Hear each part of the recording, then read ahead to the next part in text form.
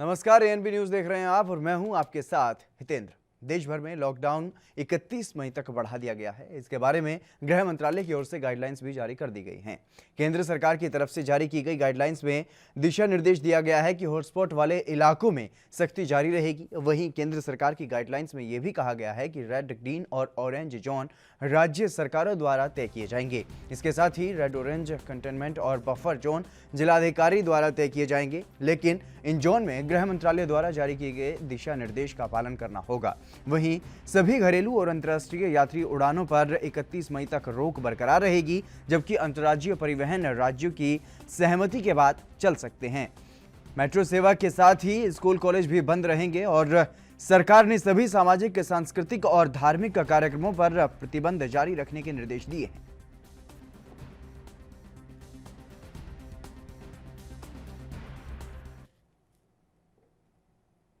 जम्मू कश्मीर में डोडा जिले के एक गांव में मुठभेड़ हुई, जिसमें हिजबुल मुजाहिदीन के 2 आतंकवादी मारे गए, जबकि सेना का एक जवान भी शहीद हो गया।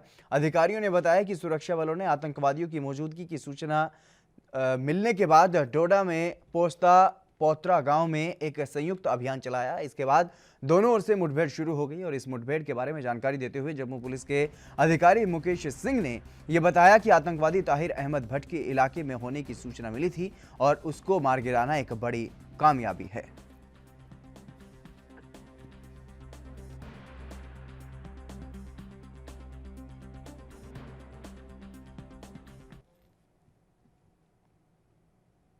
बाईस मार्च से लॉकडाउन के बाद से वीरान हुए जम्मू कश्मीर के कठुआ के बाजारों में फिर से रौनक लौटने लगी है। बाजारों में चहल पहल ने एक बार फिर से बता दिया कि कठुआ जिंदा दिली का शहर है।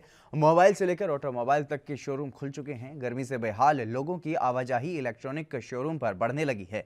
अधूरी पड़े अपार्टमेंट्स में कारीगरों की करनी शुरू हो चुकी है और वहीं बाजारों में भी लोग सोशल डिस्टेंसिंग का ध्यान रख रहे हैं। हालांकि कई लोगों ने बिना मास्क के भी कई लोग घूमते हुए दिखाई दिए, जिसके बाद पुलिस ने उनसे मास्क लगाने और सोशल डिस्टेंसिंग बनाए रखने की अपील की।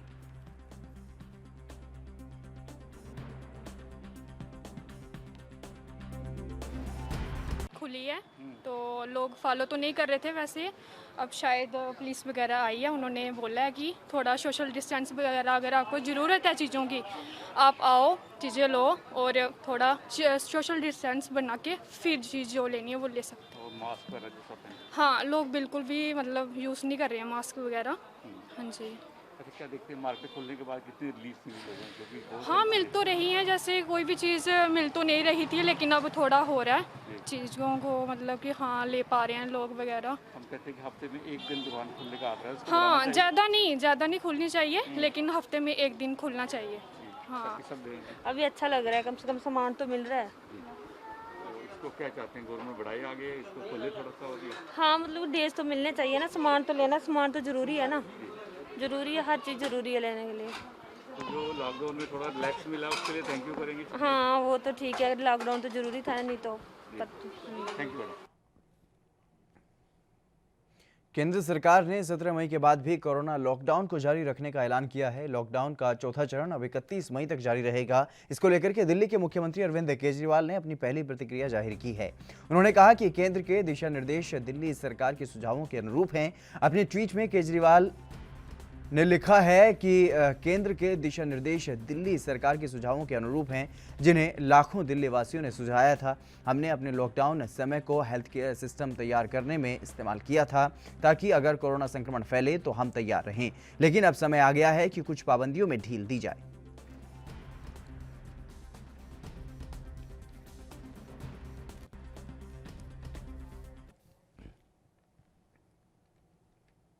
कोरोना वायरस संकट के बीच महाराष्ट्र में क्वारंटीन सेंटर को लेकर शिवसेना के वरिष्ठ नेता संजय राउत ने सरकार को सलाह दी है। शिवसेना नेता ने कहा कि वानखेड़े स्टेडियम के कुछ परिसरों को कोविड-19 क्वारंटीन सेंटर में बदलने के लिए अपने कब्जे में लेने के मुंबई नगर निकाय के कदम का रविवार को स्वागत किया है उन्होंने, और ब्रेबॉर्न स्टेडियम में भी इसी प्रकार का केंद्र बनाए जाने का सुझाव दिया है।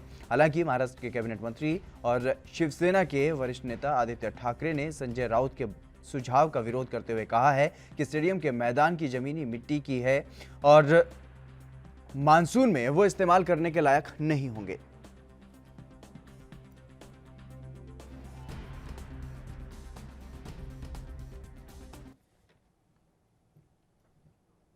पंजाब में आज कोरोना वायरस के 18 नए मामले सामने आए हैं और राज्य के स्वास्थ्य विभाग ने बताया कि अब यहां कोविड-19 संक्रमण के कुल मामलों की संख्या 1964 हो गई है, जिनमें 536 मामले सक्रिय हैं। राज्य में कोरोना के चलते अभी तक 35 लोगों की मौत हो चुकी है।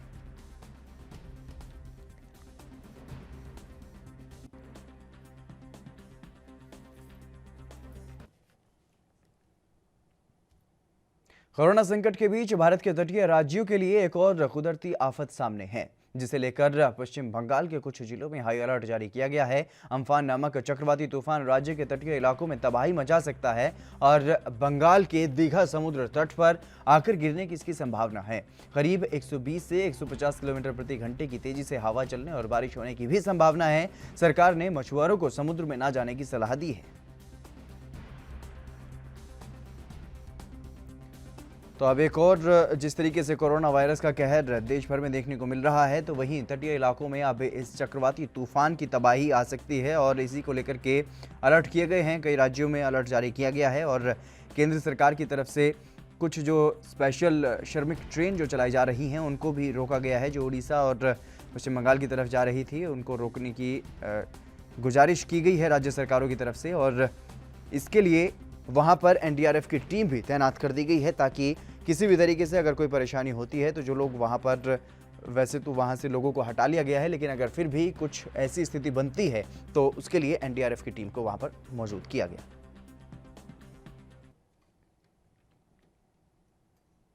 कांग्रेस के पूर्व अध्यक्ष राहुल गांधी पर वार के बाद कांग्रेस ने प्रधानमंत्री नरेंद्र मोदी और वित्त मंत्री निर्मला सीतारमण पर पलटवार किया है। दरअसल सीतारमण ने अपनी प्रेस वार्ता में मजदूरों के साथ बैठने पर राहुल गांधी को आड़े हाथ लिया था और उन्हें सियासत नहीं करने की नसीहत दी थी।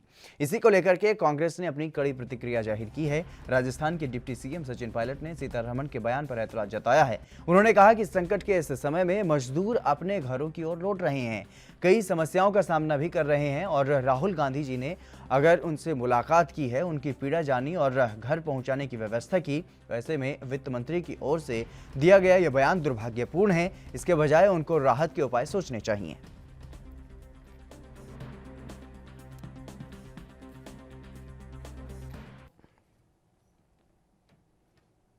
वित्त मंत्री निर्मला सीतारमण ने आत्मनिर्भर भारत अभियान के तहत जब आखिरी प्रेस कॉन्फ्रेंस की तो राहत पैकेज का 5वां ब्लूप्रिंट भी बता दिया। ये राहत पैकेज 20 लाख करोड़ रुपए का नहीं बल्कि इससे भी 97,000 करोड़ रुपए ज्यादा, यानी कि कुल 20,97,053 करोड़ रुपए का है। और इसी को लेकर के केंद्रीय मंत्री गजेंद्र सिंह शेखावत ने अपनी प्रतिक्रिया दी है।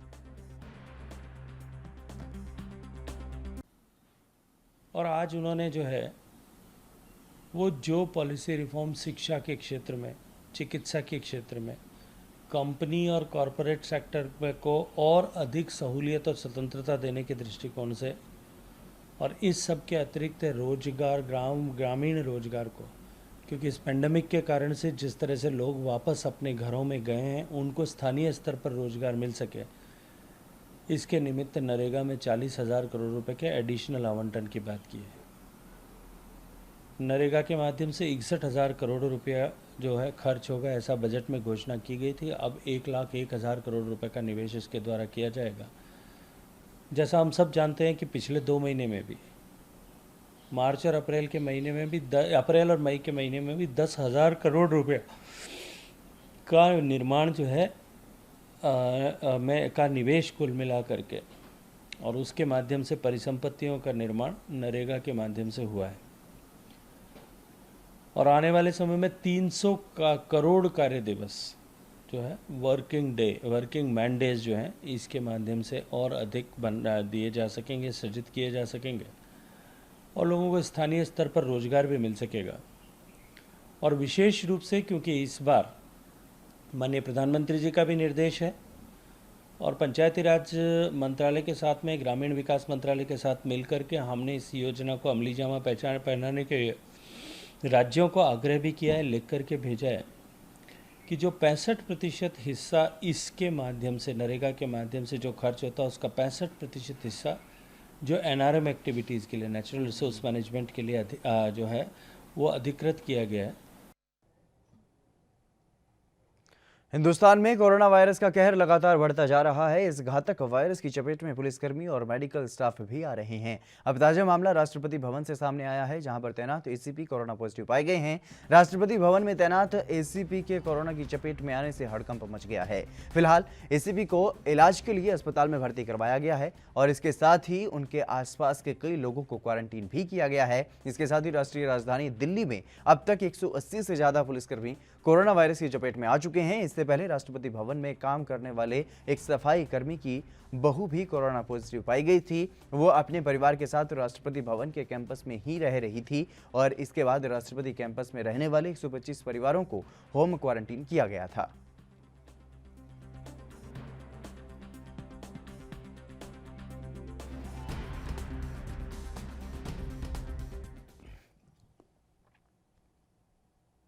राजस्थान में फंसे उत्तर प्रदेश के प्रवासियों को घर पहुंचाने के लिए कांग्रेस पार्टी ने जिम्मा उठाया है। प्रवासी मजदूरों को अपने घर पहुंचाने के लिए कांग्रेस पार्टी ने कई बसें लगाई, लेकिन योगी सरकार इन बसों को उत्तर प्रदेश की सीमा में घुसने की अनुमति नहीं दे रही है। मजदूरों को बैठा करके बसें जब भरतपुर के बहज में यूपी राजस्थान बॉर्डर पर पहुंची तो उन्हें वहां कोर दिया गया और यूपी सीमा में घुसने नहीं दिया गया। वहीं इस पर राजस्थान सरकार के मंत्री सुभाष गर्ग ने कहा है कि प्रियंका जी ने यह पहल शुरू की और यूपी सरकार को अनुमति देने के लिए कहा, लेकिन पता नहीं वे अनुमति क्यों नहीं दे रही।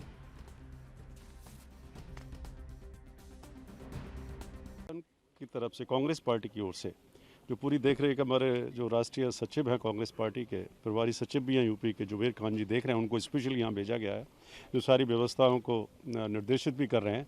और आप देख रहे हैं कि करीब करीब 500 बसेस जो हमारे करीब ये 200-250 बसेस का थे पूरा लंबा वो बाकी जालू की बॉर्डर पर भरतपुर बिल्कुल नुमाइश मैदान में खड़ी हुई हैं, जो इस बात का केवल इंतज़ार कर रहे हैं कि भाई यूपी सरकार कब अनुमति दे। और मुझे बड़ा अचंभा लग रहा है, एक तरफ तो हम भामाशाहों की मदद लेते हैं, प्राइवेट सेक्टर की मदद लेते हैं, राजनीतिक दलों की मदद लेते हैं, दूसरी तरफ जब कांग्रेस पार्टी ने आगे होकर के और ये कहा है कि भाई हम 1000 बस देते हैं, यूपी में जिस तरह से लोग पैदल चल रहे हैं, कोई खाने की व्यवस्था नहीं राहगीरों के लिए और इस तरह की घटनाएं हो रही हैं, तो उसी घटनाओं को देख करके उन घटनाओं से पीड़ित होकर के प्रियंका गांधी जी ने एक इनिशिएटिव ली, पहल की और कहा कि हम बस दे रहे हैं, आप तो अनुमति दे दो। अब पता नहीं क्यों यूपी सरकार उसको अनुमति नहीं दे रही है। अब आप देख रहे हैं इस बॉर्डर पर चले जाइए, अब आ रहे या उस ऊंचा नगला बॉर्डर पर चले जाइए, एक बस अगर यूपी की है, अगर कोई आदमी मान ली राजस्थान सरकार यहाँ तक छोड़ रही है इस बॉर्डर तक, तो उनकी जिम्मेदारी बनती है कि उन आदमियों को वहाँ से ले जाए। कहीं भी आपको देखो दूर दूर तक एक बस दिखाई दे रहा हो यूपी सरकार की। अब तीनों बॉर्डर्स पे आप मेरे साथ चलिए, रारे का भी देख लीजिए और हमारे एसडीएम वगैरह सारे जो बॉर्डर पे वो काम को देख रहे हैं, बाकायदा खाना दे रहे हैं। 60,000 लोगों को हम निकाल चुके हैं अब तक ये इस रारे बॉर्डर से और ऊंचे नगला बॉर्डर से, और इसके बावजूद भी असंवेदनशीलता जो है योगी आदित्यनाथ जी दिखा रहे हैं। मजदूर से मजबूर बने प्रवासी श्रमिकों को लेकर के सियासत तेज हो गई है। यूपी राजस्थान बॉर्डर राजनीति का अखाड़ा बन गए हैं। यहां पर मजदूर और रविवार को कांग्रेस ने बहेज बॉर्डर पर 500 बसें खड़ी कर दी और सरकार ने बॉर्डर सील कर रखा है। कांग्रेस महासचिव प्रियंका गांधी ने वीडियो जारी कर यूपी के मुख्यमंत्री योगी आदित्यनाथ से बसों को चलाने की परमिशन मांगी है। प्रियंका ने कहा कि ये राजनीति का वक्त नहीं है, हमें इनकी मदद करने दीजिए, हमारी बसों को परमिशन दीजिए ताकि उन्हें सही सलामत उनके घर पर पहुंचाया जाए।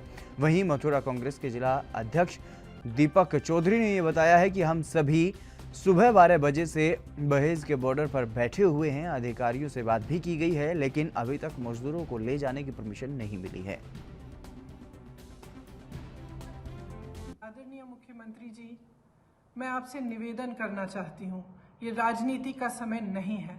हमारी बसें बॉर्डर पे खड़ी हैं, हजारों श्रमिक भाई बहन पैदल बगैर खाए पिए दुनिया भर की मुसीबतों को उठाते हुए अपने घर की ओर चल रहे हैं। हमें उनको मदद करने की अनुमति दीजिए, हमारी बसेस को परमिशन दीजिए ताकि हम उनको सही सलामत अपने घर पहुंचा पाए। धन्यवाद।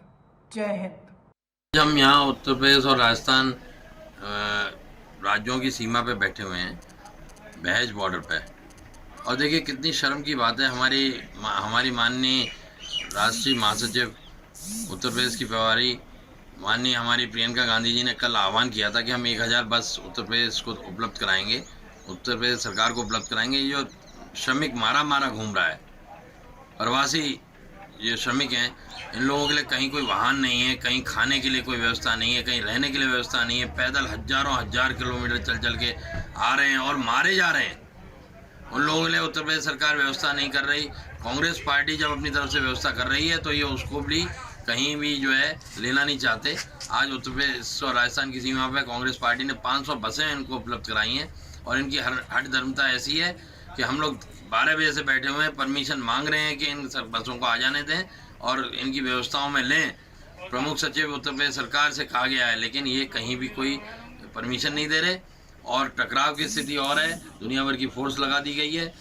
तो ये बड़ा हम लोगों को आश्चर्य हो रहा है कि ये सरकारें कहीं कोई व्यवस्था नहीं कर रही और जो है हठ धर्मता पे अग्रसर हैं। पीएम मोदी के राहत पैकेज के ऐलान के बाद वित्त मंत्री की तरफ से चरणबद्ध तरीके से की गई घोषणाओं को लेकर पूर्व केंद्रीय मंत्री पवन कुमार बंसल ने जमकर हमला बोला है। उन्होंने कहा कि सरकार की तरफ से किए गए ऐलानों से देश के लोगों को कोई फायदा नहीं होगा। आज ज़रूरत ये थी, उम्मीद ये थी सरकार से कि उन सभी वर्गों के लिए ये नकदी एक सहायता का ऐलान कर दे। उसमें गरीब लोगों के लिए, निचले 13 करोड़ परिवारों के लिए, आधे परिवारों के लिए तो 5-5 हज़ार रुपया एक बार का दिया जाता है और दूसरों को टैक्स माफ़ी होती, उनको सबवेंशंस होती इसमें इंटरेस्ट में, और आगे को कम से कम 6 महीने के लिए जो सरकार के अलग अलग तरह के उन पे बोझ टैक्सेस होते हैं वो ना लिए जाते। उनसे हम कह सकते हैं कि लोगों का कुछ फ़ायदा होगा, इकॉनमी उठेगी। वो सब कुछ उसमें से गैर हाजिर है। उसमें सिर्फ सरकार का अपने बात करने का तरीका ही और अपने आप को आगे प्रोजेक्ट करने का ही एक नजर आता है। छत्तीसगढ़ के सीएम भूपेश बघेल ने प्रवासी मजदूरों के लिए ट्रेन चलाने को लेकर के केंद्र सरकार पर जमकर निशाना साधा है। उन्होंने कहा कि केंद्र सरकार अगर शुरू से ही ट्रेन चला देती तो ऐसी भयावह स्थिति नहीं होती। साथ ही उन्होंने कहा कि सरकार ने लाखों मजदूरों का जीवन बर्बाद कर दिया है। भारत सरकार या रेल मंत्रालय सभी राज्यों से ट्रेन चला देती एंड टू एंड, तो अभी तक के लाखों जो श्रमिक हैं वो सड़कों पे पैदल चलने के लिए मजबूर नहीं होते, सैकड़ों लोगों की मौतें नहीं होती। और जो भयावह दृश्य दिख रहा है वो आपके नाकामी के, आपके गलत निर्णय के कारण से हुआ है। राहुल जी के श्रमिकों से, प्रवासी श्रमिकों से बात करने पे आप तिलमिला उठे। उन्होंने तो केवल उसके दुख जानने की कोशिश की, उसके आंसू पोंछने की कोशिश की। आपने तो उस पर आप कहते हैं कि आपने समय बर्बाद किया। सीतारमन जी, आपकी सरकार ने तो लाखों मजदूरों की जीवन बर्बाद कर दिया है। सैकड़ों लोग काल कवलित हो गए हैं आपके नाकामी के कारण से। इसे आप स्वीकार करें। यदि शुरू से ट्रेन चला देते तो ये स्थिति नहीं होती। राहुल जी ने कहा था सब मजदूरों के खाते में 7,500 रुपया डाल दो। यदि डाल दिए होते तो वो वहीं रुके होते। खबरों में आगे बढ़ेंगे। छत्तीसगढ़ में एएनबी न्यूज़ की दिखाई गई खबर का असर हुआ है। दरअसल बागनदी बॉर्डर पर छत्तीसगढ़ के कई प्रवासी मजदूर फंसे हुए थे और ये सरकार से घर पहुंचाए जाने की अपील कर रहे थे, जिसकी खबर एएनबी न्यूज़ ने प्रमुखता से दिखाई थी। जिसके बाद अब प्रशासन ने इस पर संज्ञान लेते हुए मजदूरों के लिए बसों का इंतजाम किया है और बागनदी बॉर्डर पर 20 बसें भेजी गई हैं।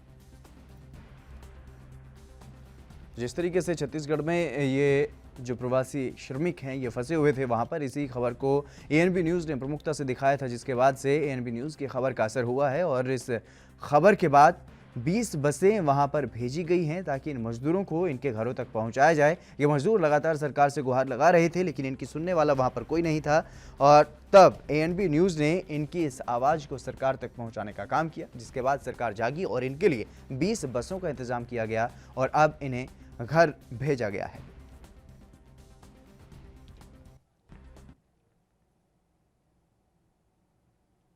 छत्तीसगढ़ के बलौदा बाजार में नाबालिग लड़की के साथ मारपीट का मामला सामने आया है। घर के पास ही तालाब में गई नाबालिग लड़की के साथ मारपीट का मामला सामने आया है।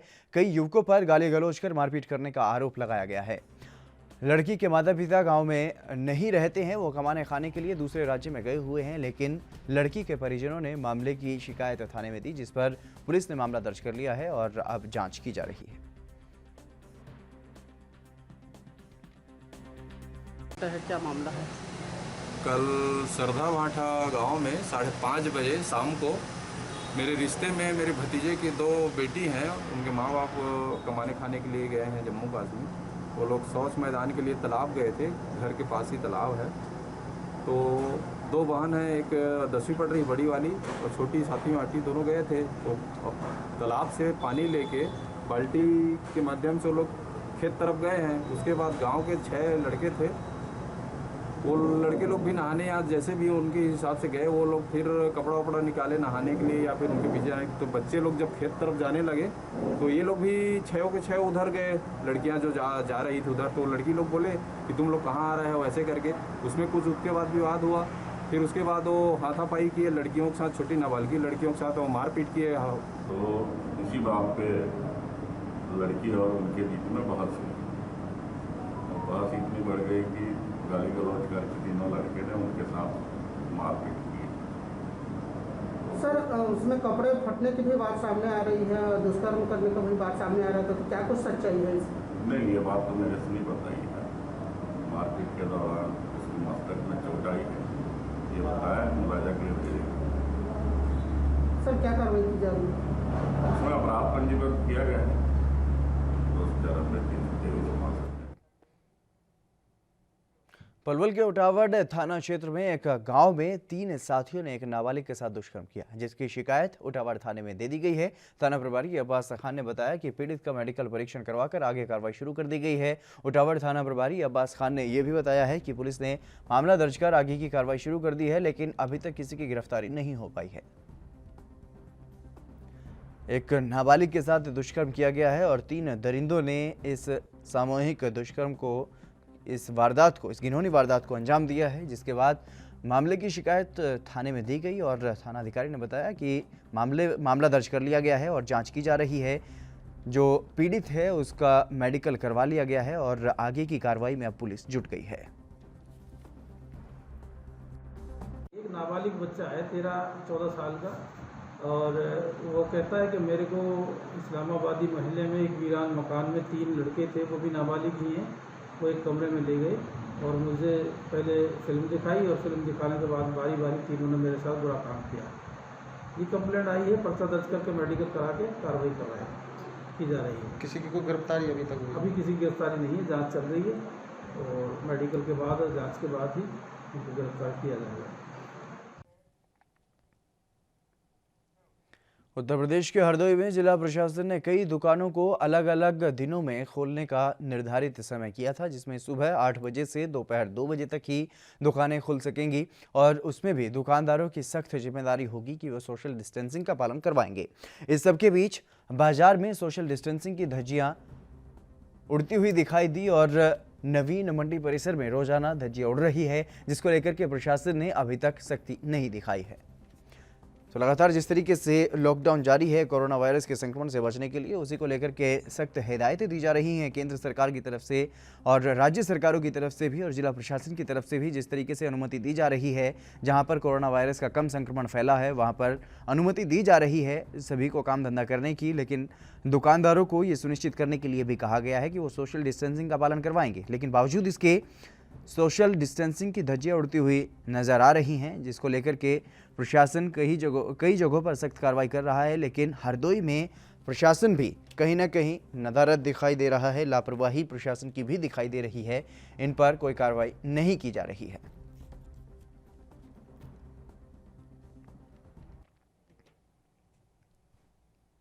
उत्तर प्रदेश के मथुरा में प्रवासी मजदूरों के सब्र का बांध टूट गया। मथुरा में थाना फरहद क्षेत्र में मजदूरों ने हाईवे पर जाम लगाकर आक्रोश जताया।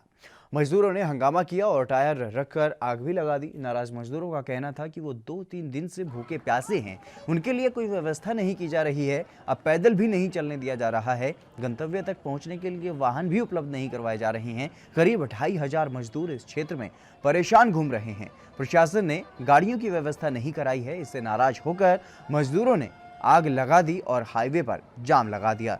तो ये तस्वीरें आप साफ तौर पर देख सकते हैं कितनी भारी संख्या में ये मजदूर सड़कों पर उतरे हुए हैं और इन्होंने यहाँ पर हाईवे को जाम किया। हालांकि इस दौरान पुलिस को हल्का बल भी प्रयोग करना पड़ा इन मजदूरों को यहाँ से हटाने के लिए, लेकिन इन मजदूरों ने अपनी नाराज़गी जाहिर की है। जिस तरीके से सरकार की तरफ से लगातार ऐलान किया जा रहा है कि बसों की व्यवस्था की जाएंगी, इनको इनके घरों तक पहुँचाया जाएगा, लेकिन मजदूर परेशान ही दिखाई दे रहे हैं, इनको कोई मदद नहीं पहुँच रही है। और इसी को लेकर के मजदूरों ने अपनी नाराज़गी जाहिर की है और हाईवे इनको जाम करना पड़ा। इन्होंने बताया कि ये 2-3 दिनों से भूखे प्यासे हैं और इनके खाने पीने की व्यवस्था भी नहीं की जा रही और इन्हें इनके घर पर भी नहीं भेजा जा रहा।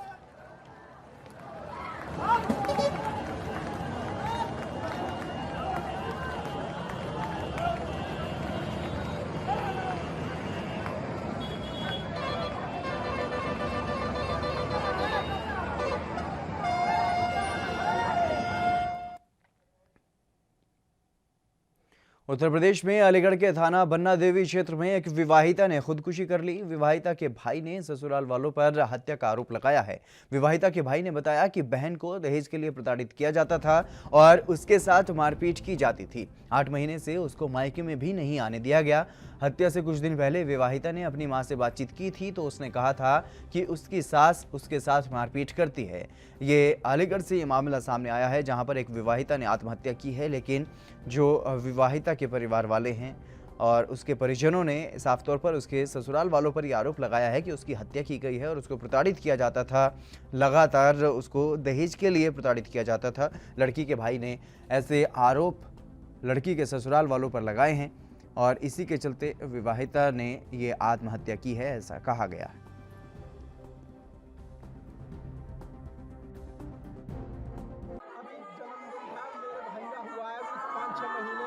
जब भी पैसे की डिमांड की थी वो अपने घर वालों से पैसे। तो क्या ये डिमांड ससुराली जनों से हुई है? ससुराली जनों ने डिमांड की आपसे? जी जी। कितने पैसों की डिमांड की थी?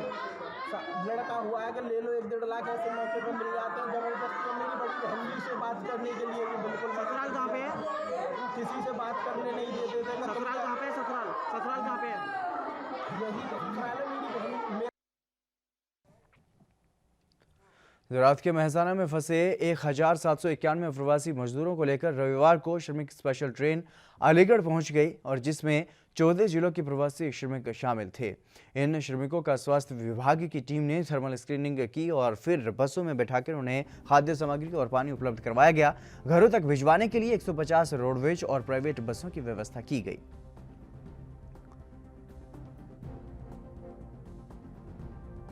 का काम करते थे, गुल्फी का काम बंद हो गया। इस कारण 2 महीने हम वहाँ बैठे थे। खाने पीने की सुविधा कुछ दिन मिली थी, कुछ दिन नहीं मिली थी। इसलिए हमको ये रोज जाते थे पुलिस चौकी, रोज फिर एक दिन हमको मदद मिल गई, इसलिए हम आ गए। ग्रीन लाइन चौकड़ी, राजकोट ग्रीन लाइन चौकड़ी। हाँ, गुजरात राजकोट। नहीं, सही की है, गलत नहीं की है। खाना पीना कुछ दिन मिला था, कुछ दिन नहीं मिला था। ट्रेन में तो कुछ खास व्यवस्था नहीं थी। राजकोट से आए, इटावा जाना है। नहीं, कोई दिक्कत नहीं है। नहीं, कोई दिक्कत नहीं। हाँ, बराबर मिला। क्या परेशानी हुई? वहाँ काम बंद हो गया था, हम खाने पीने को परेशान थे। मकान मालिक किराया मांग रहे थे, लाइट बिल मांग रहे थे, बहुत परेशान कर रहे थे। इसलिए अब लगा कि हमको घर जाना चाहिए। हम स्टेट राजकोट स्टेट। दिल्ली और यूपी की सीमा पर यूपी गेट पर कुछ मजदूर फंसे हुए हैं। इन मजदूरों को दिल्ली में एक ट्रक चालक ने कहा था कि 83,000 रुपये देने पर वो इन्हें बिहार तक छोड़ देगा, लेकिन यूपी की सीमा में प्रवेश करते ही ट्रक चालक को पकड़ लिया गया और दिए गए रुपयों में से 15,000 रुपये वापस भी नहीं मिले। ऐसे 40 मजदूर दिल्ली और यूपी की सीमा पर बैठे हैं। ये ना दिल्ली जा पा रहे हैं और ना ही अब यूपी में जा पा रहे हैं। तो ये वो मजदूर हैं जो एक ट्रक चालक की बातों में आ गए और उन्होंने अपना जो भी पैसे इनके पास बचे हुए होंगे वो इन्होंने उसको दे दिए ताकि ये अपने घरों तक पहुंच पाएं, क्योंकि जिस तरीके से लगातार लॉकडाउन बढ़ता जा रहा है और उसमें ऐसे प्रवासी मजदूरों को लगातार परेशानियों का सामना करना पड़ रहा है। राज्य सरकारों की तरफ से तमाम दावे और वादे किए जा रहे हैं, लेकिन इन लोगों तक पुख्ता इनको जो सुविधाएं हैं वो नहीं मिल पा रही हैं, इनके पास तक राशन भी नहीं पहुंच पा रहा है। इसी वजह से इन लोगों को अपने घर, अपने गृह राज्य में जाने की जल्दी है और ऐसे में इन्होंने ये गलत कदम उठाया और इसकी भरपाई अब कर रहे हैं। ये यूपी और दिल्ली के बॉर्डर पर फंसे हुए हैं। गाजियाबाद में दिल्ली और यूपी की सीमा में जब ट्रक ने प्रवेश किया तो वहाँ पर ट्रक चालक पकड़ा गया और उसके बाद से ये सभी मजदूर वहाँ पर फंसे हुए हैं। ना ही तो यूपी में जा पा रहे हैं, अपने बिहार राज्य की तरफ नहीं जा पा रहे हैं और ना ही अब दिल्ली वापस ये लोग जा पा रहे हैं। ऐसे में ये लोग यहाँ पर परेशान हो रहे हैं और लगातार इस आस में बैठे हैं कि सरकार उनके लिए कुछ इंतजाम करेगी और उनके घर पर इन्हें पहुंचाया जाएगा। हम लोग दिल्ली से पैदल घर आ रहा था तो गाजीपुर मंडी में हम लोगों को एक ट्रक मिला तो ट्रक वाले ने पूछा कि कहाँ जाओगे भाई, तो हम लोग बोला कि बिहार। तो बोला लोग थे आप? हम लोग 40 बंदे थे। तो बोला चलो ठीक है, हम लोग मैं पहुँचा दूंगा बिहार में। कहाँ जा रहे थे? किशनगंज। तो बोला किशनगंज में छोड़ दूंगा। तो हम लोग बोला ठीक है। वो बोला कि इतने रुपये लेगा। मैंने बोला कितना? वो बोला 3500 रुपये हर एक पर्सन। ठीक है। तो मैंने बोला ठीक है। हम लोग बोला ठीक है। तो 83,000 रुपये हम लोग पेड कर चुके थे। 83,000 रुपये पेड कर चुके थे। जब हम लोग यूपी पहुँच गया तो यूपी पुलिस ने हम लोगों को जब पकड़ा तो उनके पास ये नहीं था, पास नहीं था। तो पहले आपको बोला था हमारे पास है ट्रक वो उसने पहले वो नहीं बोला कि हमारे पास है, बोलता मैं पहुंचा दूंगा। उसने बोल दिया कि मैं पहुंचा दूंगा। तो हम लोग भी बोला कि चलो ठीक है। तो ट्रक वाला ने वहाँ पे पहुंचने के बाद तो उसने क्या बोला फिर कि वो पुलिस पकड़ लिया, यूपी पुलिस पकड़ने के बाद फिर उसने वहाँ पे पास दिखाने, तो पास उसके पास था नहीं। तो पास नहीं था तो फिर वहाँ पे जाने के बाद तो अब उसका ट्रक पुलिस थाना में पहुँचा दिया। हाँ, हम लोगों को भी उतार दिया। तो अब आप पुलिस का क्या कहना है? पुलिस का क्या कहना है? पुलिस क्या कह रही है? पुलिस कह रही है कि तुम लोग नहीं जा सकते हो वापस। अब दिल्ली नहीं वापस से दिल्ली, उधर भी नहीं जाने दे रहा ना इधर जाने दे रहा। यानी कि अब सीमा विवाद में फंस गए। हाँ, बीच में फंस गए हम दोनों। चीन से बाहर जा रही कंपनियों को भारत अपने यहां लुभाने में सफल होता हुआ दिखाई दे रहा है। जानकारी के मुताबिक German footwear brand Von Wellx ने प्रोडक्शन यूनिट को चीन से भारत में शिफ्ट करने का फैसला किया है। भारत में यह अपना प्रोडक्शन यूनिट आगरा में लगाएगी और इसके लिए इलेक्ट्रिक इंडस्ट्रीज के साथ इसने करार भी कर लिया है। वॉन वेल्स की पहचान हेल्दी फुटवेयर ब्रांड के रूप में है, जिसके प्रोडक्ट पांव, घुटने और बैक पेन में राहत देने का काम करते हैं और ये मसल्स को शॉक से बचाता है और सही पोस्चर में रखता है। पूरी दुनिया में इसकी बिक्री 80 देशों में होती है और करीब 100 मिलियन इसके यूजर्स हैं और इस ब्रांड को 2019 में लॉन्च किया गया था और पूरी दुनिया में इसके 500 रिटेल स्टोर हैं। इसके अलावा ऑनलाइन बिक्री भी इसकी होती है।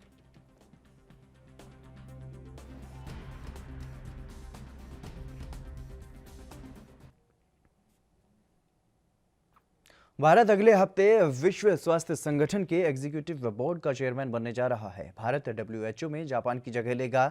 इस वैश्विक संस्था के साथ साउथ ईस्ट एशिया ग्रुप ने सर्वसम्मति से इस पद के लिए भारत का नाम प्रस्तावित किया था और भारत एग्जीक्यूटिव बोर्ड की अगली मीटिंग में यह पदभार संभालेगा। इसमें WHO के 194 सदस्य देश और पर्यवेक्षक हिस्सा लेंगे। भारत ऐसे समय पर यह पद संभालने जा रहा है जब चीन और अमेरिका के बीच कोरोना के मुद्दे पर तनाव चल रहा है। कई दूसरे देशों ने इस मुद्दे पर चीन के रुख का विरोध किया है। तो भारत के लिए एक ये बड़ी खबर है। स्वास्थ्य संगठन के एग्जीक्यूटिव बोर्ड का चेयरमैन भारत बनने जा रहा है और भारत WHO में जापान की जगह लेगा। इस वैश्विक संस्था के साउथ ईस्ट एशिया ग्रुप ने सर्वसम्मति से इस पद के लिए भारत के नाम को प्रस्तावित किया है और ये ऐसा समय है जब कोरोना संकट से पूरा विश्व जूझ रहा है और अमेरिका और चीन के बीच कहीं ना कहीं तकरार देखने को मिल रही है और ऐसी स्थिति में भारत अब एग्जीक्यूटिव बोर्ड का चेयरमैन बनेगा WHO के और भारत के सिर पर एक बड़ी जिम्मेदारी आने जा रही है क्योंकि भारत जापान की जगह लेने जा रहा है और भारत का नाम सर्वसम्मति से प्रस्तावित किया गया है।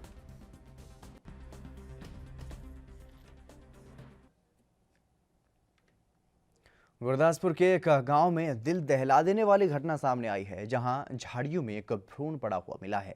मामले की सूचना पर पुलिस घटनास्थल पर पहुंची, जहां पर मरा हुआ भ्रूण पाया गया, लेकिन पुलिस ने मामला दर्ज कर लिया है और आगे की छानबीन में जुट गई है।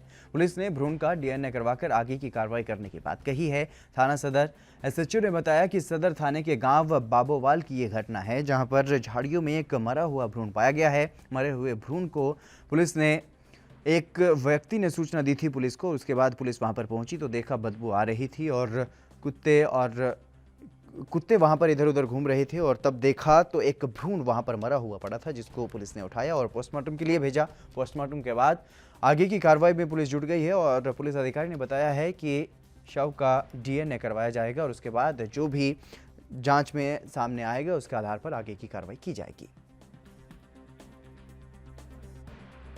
ਜਿਹੜਾ ਅੱਜ ਪਿੰਡ ਬਾਬੂਵਾਲ ਦੇ ਛੱਪੜ ਦੇ ਵਿੱਚ ਟਿਊਬਵੈੱਲ ਦੇ ਲਾਗੇ ਜਿਹੜੇ ਭਰੂਣ ਮਿਲਿਆ ਵਾ, ਉਹ ਕਿਸੇ ਅਣਪਛਾਤੇ ਬੰਦੇ ਵੱਲੋਂ ਬਹੁਤ ਹੀ ਘਿਨੌਣੀ ਹਰਕਤ ਕੀਤੀ ਗਈ ਹੈ।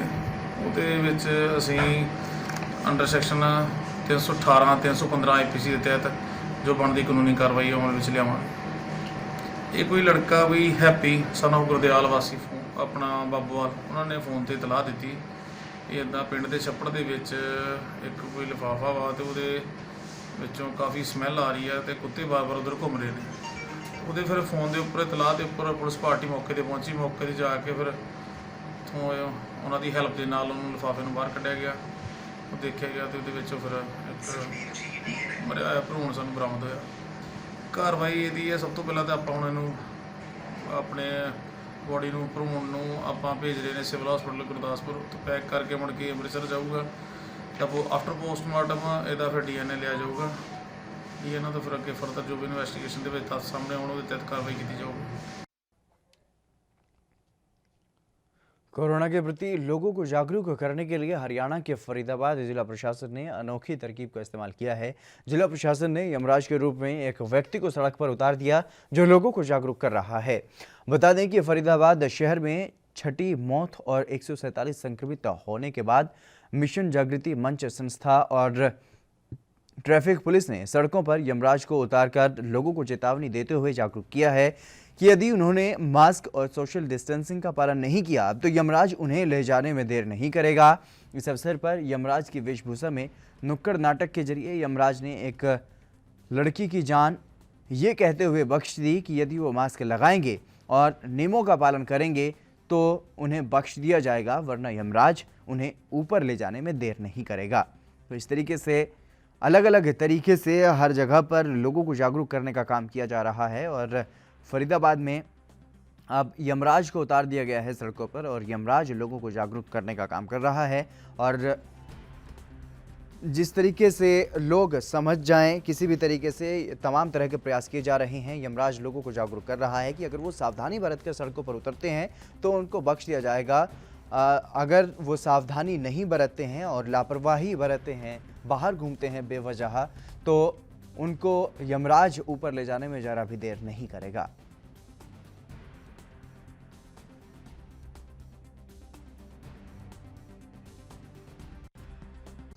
देखो जी, आज ट्रैफिक पुलिस ने को मना मिशन जागृति से बात की कि हम लोगों को कुछ न कुछ जागरूक करें। ये आज जो यमराज हमने ये तैयार किया है मिशन जागृति की तरफ से, ये लोगों को ये संदेश दे रहे हैं, भाई जो कोरोना महामारी है, अगर इसका आप डिस्टेंस नहीं बरतोगे, साफ सफाई से नहीं रहोगे, हाथों को नहीं धोगे, सैनिटाइज नहीं करोगे, ग्लव्स नहीं पहनोगे, मास्क नहीं लगाओगे, तो यमराज घूम रहा है वो उसको जल्दी से जल्दी वहाँ पर पहुँचा देगा। इतनी मौतें हमारे पास हो रही है कोरोना महामारी के अंदर। अगर इस पर बंदिश नहीं लगाई, घरों से निकलना कम किया, काम से ही निकलो, जब भी बच सकते ना। तो यमराज हमारे साथ घूम रहा है, सूंघ सूंघ कर ठाण लग रहा है। उत्तर प्रदेश और मध्य प्रदेश के बॉर्डर पर यूपी पुलिस ने रक्षा बॉर्डर से झांसी में वाहनों को प्रवेश नहीं करने दिया। वहीं निजी वाहनों को यूपी में प्रवेश नहीं करने देने पर प्रवासी मजदूरों ने जमकर हंगामा किया और भीड़ पर काबू पाने के लिए पुलिस को हल्का बल भी प्रयोग करना पड़ा। बता दें कि सीएम योगी के निर्देशों का पालन कर रहे जिला प्रशासन और पुलिस प्रशासन ने मजदूरों को ट्रक से न जाने का आदेश दिया है और पुलिस प्रशासन सभी को बसों से घर भेजने की व्यवस्था बना रही है। और मजदूरों का कहना है कि हमारी कोई नहीं सुनने वाला, जब कोई हमारी नहीं सुनने को तैयार तो हम किसी की क्यों सुने। आप देख सकते हैं तस्वीरों में साफ तौर पर कि किस तरीके से लोग परेशान हो रहे हैं। झांसी बॉर्डर पर लोगों को रोक दिया गया है। जो प्रवासी मजदूर अपने राज्य में प्रवेश करने की कोशिश कर रहे हैं तो उनको वहां पर रोक दिया गया है क्योंकि इनके पास साधन नहीं है। और जिस तरीके से यूपी के सीएम योगी आदित्यनाथ ने जो हादसे हुए हैं हाल ही में मजदूरों के साथ, जिनमें मजदूरों की जान भी चली गई है, उनसे सबक लेते हुए सभी जिलाधिकारियों को और जिला प्रशासन को इस तरीके के आदेश दिए गए हैं कि ऐसे जो भी मजदूर पैदल चल रहे हैं या किसी भी असुरक्षित वाहन से सफ़र कर रहे हैं उनको घर पहुंचाने तक उनकी जिम्मेदारी उठाए जिला प्रशासन और उनको बसों के जरिए ही उनके घरों तक भेजा जाए।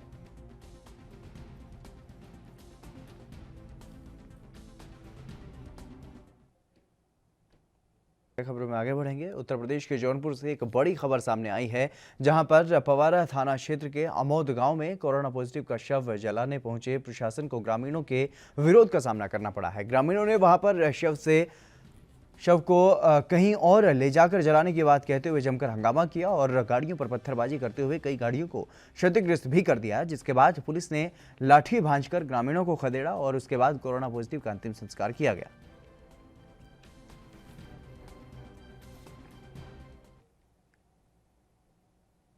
यूपी के चंदौली में जीटी रोड पिछले 3 दिनों से जाम है, जिसके चलते उक्त सड़क से गुजर रहे प्रवासियों को भारी फजीहतों का सामना करना पड़ रहा है।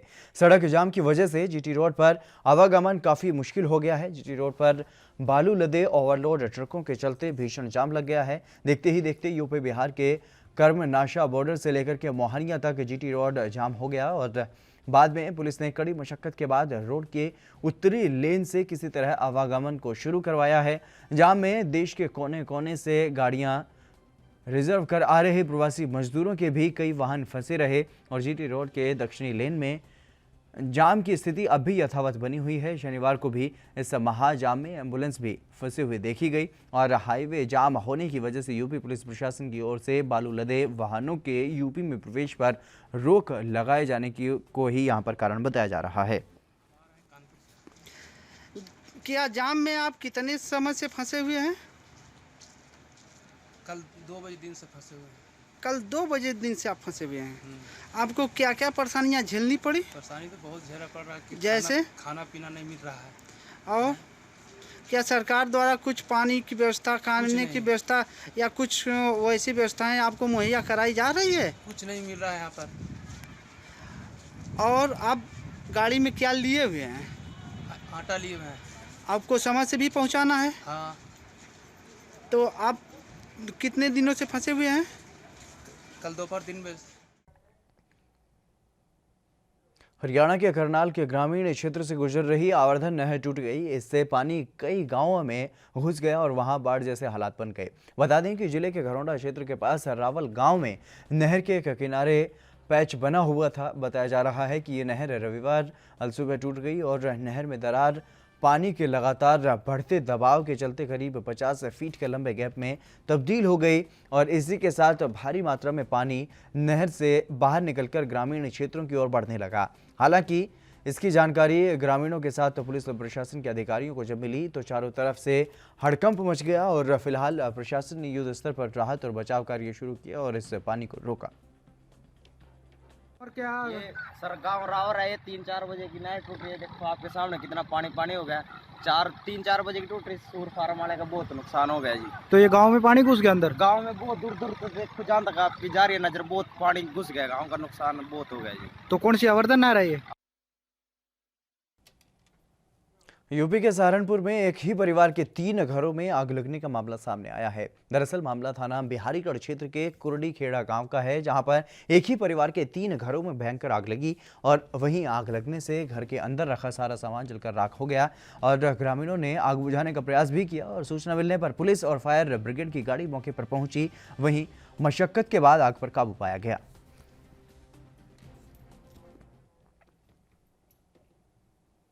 राजस्थान के डूंगरपुर में कोरोना पॉजिटिव का आंकड़ा बढ़ता जा रहा है। 6 कोरोना पॉजिटिव और केस सामने आए हैं। बता दें कि सभी 6 कोरोना पॉजिटिव आसपुर क्षेत्र के रामगढ़ से 2, भोड़ीगामा और खजूर फला और सकानी साबला से 1-1 मरीज सामने आए हैं। बता दें कि ये सभी मरीज मुंबई से लौटे थे और अब जिले में कोरोना पॉजिटिव का आंकड़ा बढ़कर के 42 हो गया है।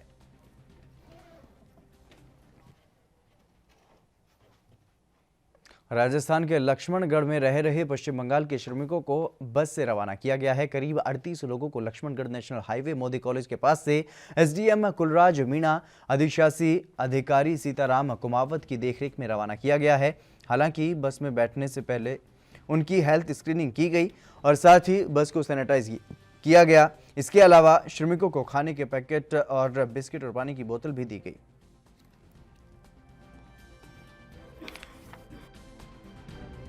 कितने दिन से रह रहे हैं लक्ष्मणगढ़ पे? 5 बार। और आप कहाँ पे जाओगे आप? बंगाल। क्या काम से आए थे लक्ष्मणगढ़? हाँ, हॉस्टल में। क्या नाम है आपका? रहेगी और किस प्रकार की व्यवस्था की गई है प्रशासन की ओर से?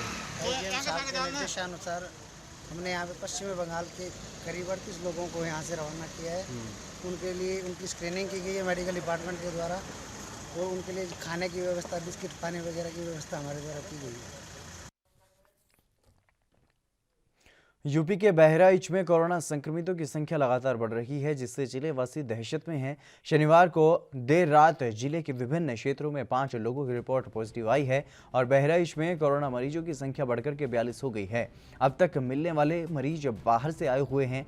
जिले में बढ़ रहे मरीजों की संख्या से जिलेवासी दहशत में हैं। अब तक जितने लोग कोरोना से संक्रमित पाए गए हैं वो सभी देश के विभिन्न प्रांतों से आए हुए हैं।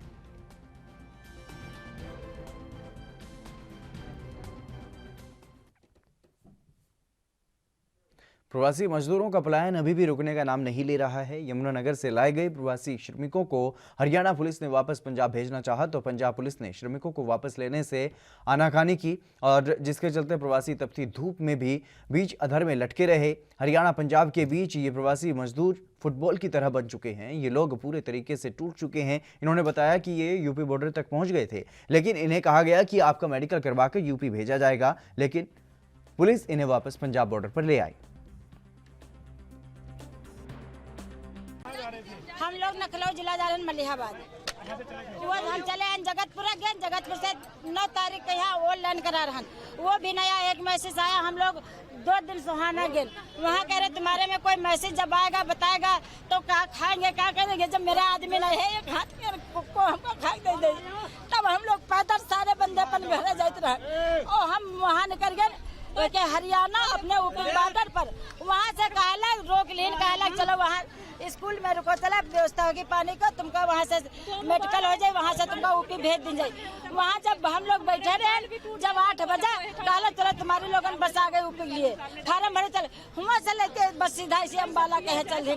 हम लोग बस में 3 दफे उतरे सर और ये नहीं उतरे और पुलिस वाले घुसर के वहीं बैठा रहे।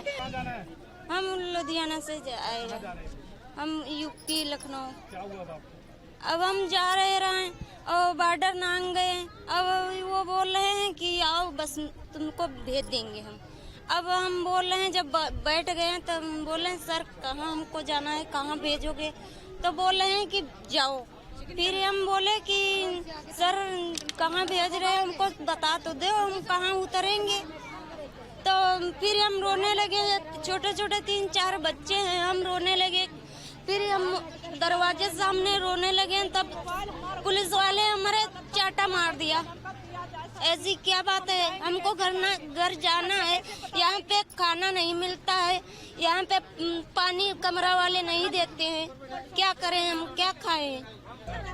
हमें सर यूपी में जाना है, इटावा जिला है। दिक्कत क्या सर, पैदल जा रहे हैं हम लोग, हो गया है हमको 5-6 दिन तो निकले हो ही गया है। कहीं कहीं जो साधन मिल जाते तो निकल जाते हैं। जब हम लोग बॉर्डर पे पहुंच गए हैं ना पार करने के लिए, तो बोलते हैं हम लोगों से कि तुम लोगों को अस्पताल मेडिकल करने के लिए भेजा जा रहा है, वहाँ पे राशन मिलेगा, फ्री तुम्हारी सेवा होगी। तो सर ऐसा कुछ भी नहीं है, लौट आके यहाँ पे मेरे को पटक दिया।